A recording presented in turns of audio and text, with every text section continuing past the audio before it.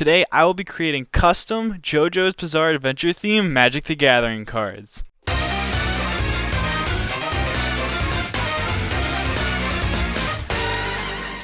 Jotaro, Stardust Crusader is a 6/6 legendary human for 3 white and a blue, with first strike and pay 2, tap until your next turn you may cast spells as though they had flash. Within Magic the Gathering, time manipulation is represented by changing a spell's casting time. At the end of part 3, JoJo gains the ability to stop time. Time manipulation in Magic the Gathering is represented often through changing a spell's casting time, as seen by a lot of Teferi cards. It is an incredibly powerful mechanic in Magic the Gathering, just like Jotaro's ability within Stardust Crusaders. Combining this idea together, I gave him the ability of cards like Vidalcan Orrery, where they're able to use spells at any time they need to, like how Jotaro can stop time whenever it's needed in a battle.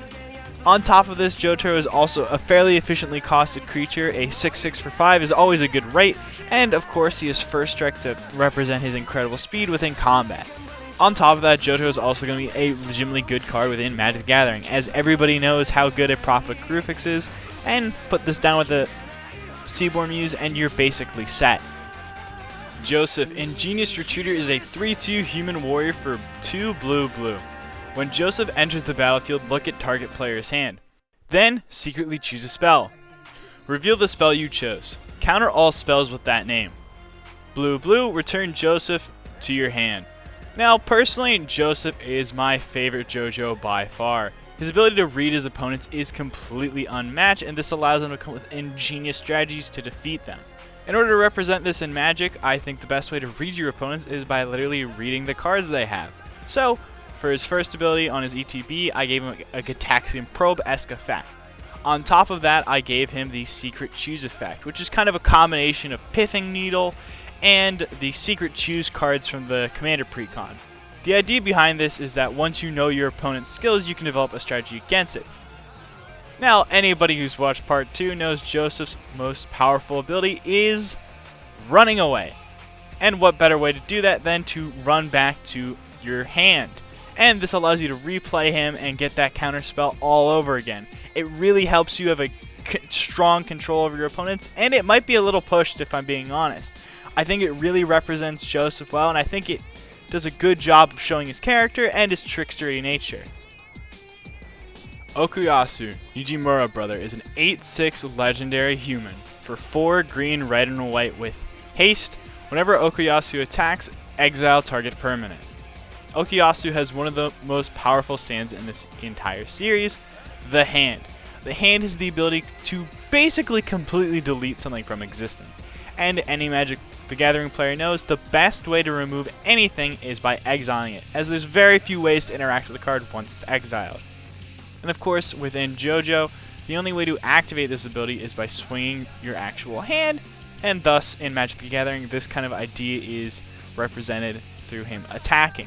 On top of that, he also has haste to represent his brash nature, but also, I think having a 7 mana card that's all based around attacking, you're going to want to have haste because this is not going to stick on the table for very long. Of course, this card is going to work the best when you combine it with extra combat steps. Cards like Aggravated Assault, Fury of the Horde, Seize the Day go great in any deck that has this, and of course this is going to go great with any deck where you can trigger the attack trigger in additional times. So stuff like Wolfgar of Icewind Dale, Strionic Resonator are incredibly strong with him, and I think it'll make a great deck if you combine all these together. Josuke, Unexpected Heir, is a 2/2 human cleric for 2 white with whenever another creature you control takes damage, that creature gains +0/+X until end of turn, where X is the amount of damage done. Josuke's stand is Crazy Diamond, which has the incredibly powerful ability to return anything back to its original state. Within the show, this is primarily used for healing. Unlike a game like Hearthstone, there's no real way to actually restore health to your creatures, since that's just not how the rules in Magic work. So instead, I had to base it around a creature's toughness. Essentially now whenever a creature takes damage, as long as it's not lethal damage, that creature's toughness is going to come right on back.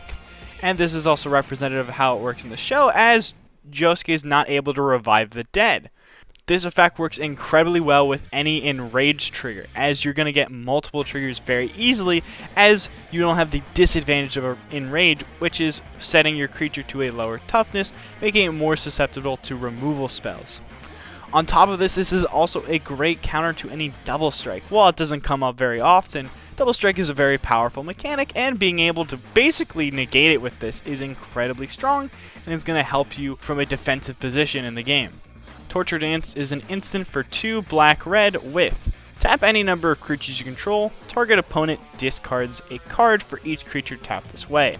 Finally, a non-legendary creature in this, but essentially, the point of the scene is to torture the stand user and get information out of him while also having a little bit of fun. So I thought the best way to represent torture in Magic the Gathering is, of course, discarding. Discarding is not a fun effect to have happen to you, but it's undeniable that it's incredibly strong. And I thought a fun way to represent the characters dancing here would be to tap them, kind of like they're moving around. I know it's not a super direct connection, but I thought it was a fun way to represent all this. This card is going to get very powerful if you're in some kind of token deck. I think if you put this in an Edgar Markov deck, you could basically take somebody out of the game by forcing them to discard their entire hand. But I think ultimately this is going to shy on one of those cards where it's like you're going to be really mean to somebody if you're going to play this card. Giorno has the ability to take any object and give it life, which is incredibly powerful and incredibly useful, as he's able to get out of almost any kind of situation by turning something into a useful animal or something along those lines. Now, turning things into other things is kind of weird in Magic, as there's definitely effects, but I think the most prominent of this kind of idea is an infamous card called Birthing Pod. So for Giorno, I kind of took Birthing Pod and changed the design a little. Instead of sacrificing creatures, you can now sacrifice any permanent. He's able to turn cars and rocks and other things like that into life. He's also able to take animals and turn them into other animals, so completely negating creatures, I think, doesn't make a lot of sense here. So, on top of that, I also made the ability a little different than traditional Birthing Pod. As in traditional Birthing Pod, it is the mana value of the card you're able to retrieve is 1 greater than the permanence value, but in this time it's 1 less than. As we see throughout the show, often Giorno's not like creating T-Rexes or monkeys or big animals that make a huge difference, but rather he's turning it into more utility smaller animals like frogs and butterflies and bugs and stuff like that. I think this does lead to a kind of interesting deck building idea of cheating out permanents and then tutoring for the ones you want. I think generally speaking it's less powerful than Birthing Pod, just because there isn't this like clear ramp up combo that you can do. But there's definitely a way to break this. But I think it leads to an interesting idea, and I think a more unique take on the Birthing Pod design concept rather than something like Prime Speaker Banneth. And that's all the cards I have for today. If you enjoyed, please like and subscribe, and hopefully I'll make more of these in the future.